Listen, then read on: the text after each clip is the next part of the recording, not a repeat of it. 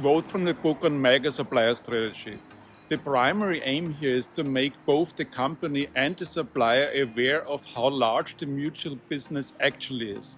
Instead of negotiating on the level of individual sourcing categories, for which it has little demand power, the company negotiates all purchases from the same supplier at the same time.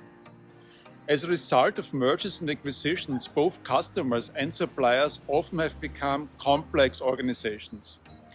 And while suppliers are more likely to take a comprehensive view at the joint business through key account management, it is not unusual to find both parties being only dimly aware of the scope of the relationship. In this video, I will start with discussing the original idea of Mega Supplier Strategy and then share with you how it inspired me to develop a more ambitious approach. Let's get started. Colleagues of mine came up with Mega Supplier Strategy some 20 years ago. They were motivated by the observation that clients were increasingly dealing with suppliers that focused on a certain industry and acquired complementary businesses.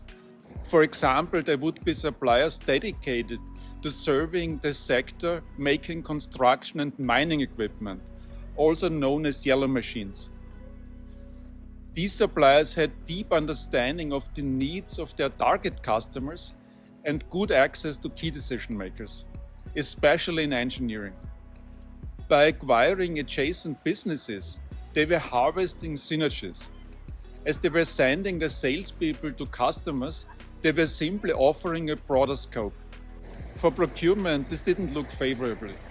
Yes, most of the stuff these suppliers offered individually didn't move the needle, but combined it added up to a sizable chunk of the spend.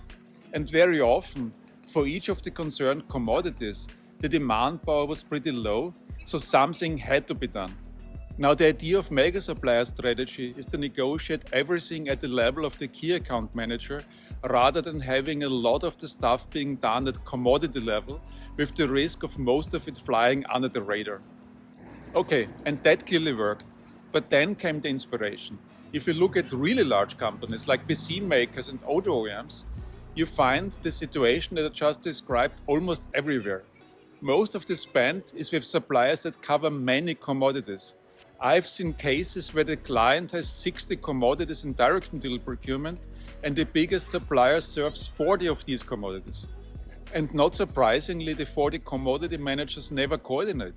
Okay, maybe the supplier also finds it too difficult to coordinate, but this should not be an excuse, but rather an encouragement for the OEM to do even better. There are clear symptoms for this fragmentation of the customer-supplier interface. The most prominent one is that every new initiative seems to take forever. While in today's environment, cost seems to have ceded its top-notch position to other concerns like security of supply, we all remember how long savings programs took to deliver results. You had to do tons of analysis and deep dives and many rounds of negotiations, and at the very end of all of this, you may or may not have seen savings. And this frustration with the lack of speed and the notion that a lot of energy is wasted at the customer-supplier interface led to the creation of the Pareto approach. The key difference between the Pareto approach and everything else we have seen in procurement is that we are making it personal for suppliers. Every company has a Pareto of suppliers similar to the one shown here.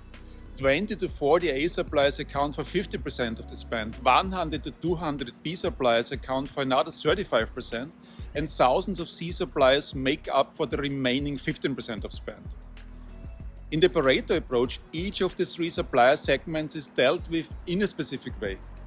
A suppliers are brought into a 360-degree program in a CEO to CEO discussion. In essence, this means that the supplier commits to double savings upfront. At least this was the pre-COVID way of doing 360. Today you might ask for double security of supply or a breakthrough in innovation performance.